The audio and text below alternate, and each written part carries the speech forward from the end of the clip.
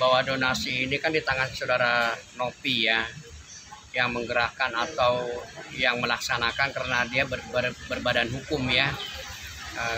Karena di dalam suatu akte itu dia bisa mengalihkan, bisa memberi suatu kuasa, atau dia juga bisa memberi sesuatu atas dasar akte yayasan ya. Nah, kalau yang saya lihat daripada berita-berita yang lalu, ini kan saudara Nopi ini melakukan donasinya pindah ke NTT ya. Nah, ini kan tergantung bagaimana atas persetujuannya para donasi. Kemudian apakah itu semua sudah sepakat ya. Kemudian dia juga diberikan mandat untuk mengalihkan atas dasar mandat tadi para donasi. Nah, kalau donasinya itu dialihkan, berarti bahwa itu sudah clear, tidak masalah, karena donasi itu berdiri di atas uang yayasan ya. Kalau misalnya umpamanya uang itu sebagai titipan antara Agus dengan Nopi, itu bisa dituntutnya dengan adanya catatan suatu perjanjian atau pernyataan atau surat keterangan bahwa dia telah menitipkan uang sejumlah itu. Nah, kalau misalnya ternyata keterangan itu dia mengalihkan tanpa izin, itu kan sama juga mengalihkan hak orang lain. Tapi kalau mamanya sekarang ini bahwa saudara Nopi dan beserta dengan para donatur itu menyetujui yang mana yang lebih dahulu, kepentingan bencana alam atau dirinya sendiri seseorang, kan gitu. Makanya ini perlu dipahami bahwa donasi ini kan kepentingannya itu tergantung kepada para tujuan.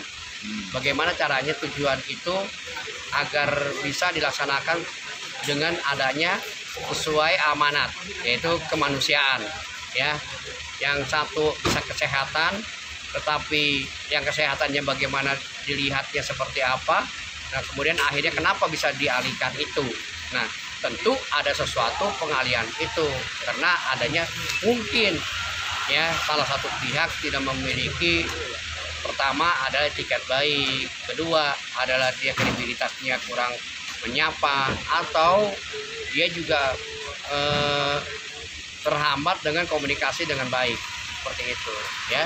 Jadi kalau misalnya donasi itu bisa dialihkan kemana saja atas persetujuan, tergantung pada orang yang memberikan donasi itu. Nah, kalau misalnya bilang nih ya, kesehatan atau misalnya si saudara misalnya diduga si Agus itu menuntut, itu kan hak dia, tetapi harus ada bagaimana caranya uang itu uang miliknya siapa, dari mana uang itu, dan bagaimana uang itu bisa jatuh ke yayasan. Betul kan? Nah, umpamanya uangnya dirinya sendiri untuk menitipkan kepada Nopi, maka Nopi harus mengembalikan sejumlah uang yang dititip uang itu. Itu yang saya lihat gambarannya ya. Oke? Bang, itu kan Apakah saudara Agus dengan Nopi ini membuat surat kesepakatan enggak? di awal. Awalnya. Apakah surat pernyataannya itu ditandatangani bersama tidak? Kalau misalnya mamanya bersama, nilainya ada enggak? Atas dasar donasi yang akan diberikan kepada yayasan harus dilimpahkan kepada saudara Agus. Contohnya kayak gitu kan? Nah, kalau misalnya ini cuma hanya lisan, ini nggak bisa. Karena dia donasi itu berbentuk badan hukum. Nah, dia juga harus membuat suatu pernyataan ketika saat membuat komit terhadap penampung yayasan itu. Nah, sehingga bahwa yayasan itulah yang akan bisa mengatur kepentingannya sesuai dengan kesepakatan. Kalau mamanya kesepakatan itu dilaksanakan, berarti ada penyalahgunaan terhadap donasi-donasi itu, sehingga haknya si Agus akan kehilangan, seperti itu ya. Bisa itu mamanya dia ada buat surat komitmen apa segala macam, bisa dituntut untuk minta mengembalikan, tetapi ada nggak, harus diketahui. Kalau misalnya itu tidak ada, bagaimana bisa dituntut dia? Terus tiba-tiba mengapa saudara Nopi mengalihkan ke wilayah orang lain? yaitu ke NTT seperti itu ya. Nah itu kan saya lihat tuh ada beberapa kebutuhan-kebutuhan kehidupan kemanusiaan ya.